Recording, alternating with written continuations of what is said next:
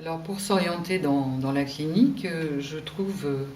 très intéressant ce texte que j'ai eu l'occasion de relire récemment, qui est la conférence à Genève sur le symptôme qui date de 1975, donc à peu près contemporaine de RSI, où Lacan reprend la question qu'il travaille précisément du matérialisme de l'inconscient. Alors matérialisme, pourquoi? Parce que, dit-il, le corps et le langage ne sont pas deux entités séparées. Il s'en prend aux psychologues qui ont souvent cette croyance comme quoi l'homme serait double ou bifide, et il démontre comment ce sont les mots qui font le corps et comment le langage passe toujours par le corps, en reprenant donc un certain nombre de références, notamment celle du petit Hans, où il tend à montrer qu'à partir de l'expérience de jouissance que Hans a reçue avec ses premières érections, cette jouissance n'est pas du tout, comme on le croit souvent, auto-érotique. Il en fait une jouissance hétéro, parce qu'il n'en veut pas, qu'il la refuse, qu'il la rejette vers l'autre, et que c'est comme ça finalement qu'il va constituer son symptôme, c'est-à-dire qu'il va loger dans l'autre avec le signifiant de la phobie, et en l'occurrence le cheval. Montrant donc comment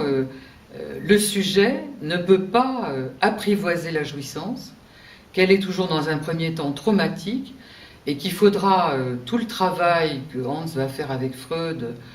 au travers du père, etc., et tout son cheminement, pour que cette jouissance il puisse un petit peu l'apaiser, mais la loger ailleurs, c'est-à-dire, comme le dit Lacan, le vivimareur est viré au compte de la petite sœur. Et ceci pour montrer que le trauma, c'est toujours ce trauma du langage qui passe par le corps et qui passe par la jouissance du corps, et que finalement l'être humain n'est pas du tout préparé à ça, il n'est pas apparié pour recevoir ça, et que finalement la constitution du symptôme, ce qu'il va choisir et se constituer comme symptôme, et ensuite avec le raccord qu'il y aura avec le fantasme, ça passe toujours par un rejet de cette question, c'est-à-dire la jouissance comme étant profondément traumatique, un réel intrusif, et qu'il faut à tout prix pouvoir un tant soit peu loger dans l'autre.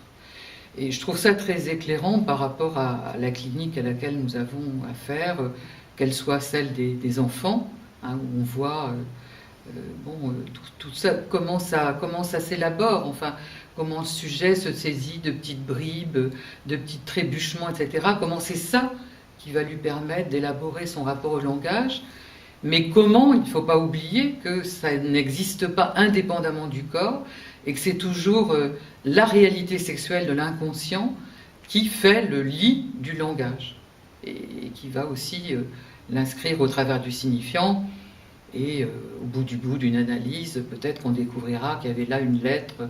et que cette lettre est précieuse, au sens où à la fin, c'est peut-être ce qui revient au sujet.